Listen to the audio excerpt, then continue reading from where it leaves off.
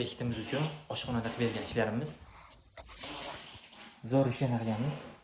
Oldin sanuzel 15 metr u tomonda bo'lgan ekan, issiq suv tortib kelingan va mokaga ulangan. Ulanganda 2-3 litr issiq suv ochib turilganda ichidagi sovuq suv tushib ketadi va issiq suv chiqqan ekan.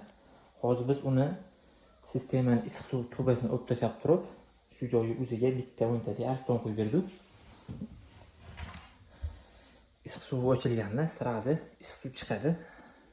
220 tuki podvalga montaj qilib qo'ygan ekan. Bu joydan bu joyga tortib yurdik va yonda kanalizatsiya sifoniga ulab berganmiz. Moken sifoniga izolent o'rab qo'yganmiz, shtobi hidi chiqmasligi uchun.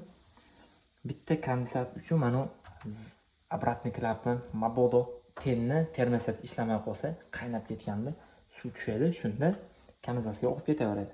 Bu mebeldan ho'l qilmaydi va yonda bitta sovuq suv bor. Bitta sovuq suv moyka smesitib uchun, ikkinchisi arstonga sovuq suv bo'lib kirib va issiq suv bo'lib chiqib boradi.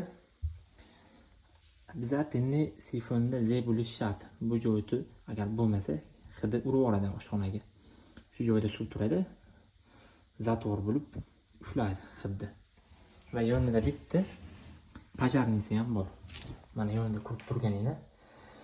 İçiga to'ldirib idish yuvganda suv to'la turadi va ortiqchasi bu joydan chiqib ketadi. Bu yo'llardan toshmaydi.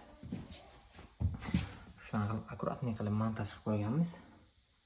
Har bittasini kontrolni kranlari bor.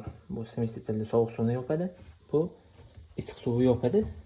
Shu arston tozalanganda shu ventildan foydalansa bo'ladi. Yana mana ochib qo'yamiz.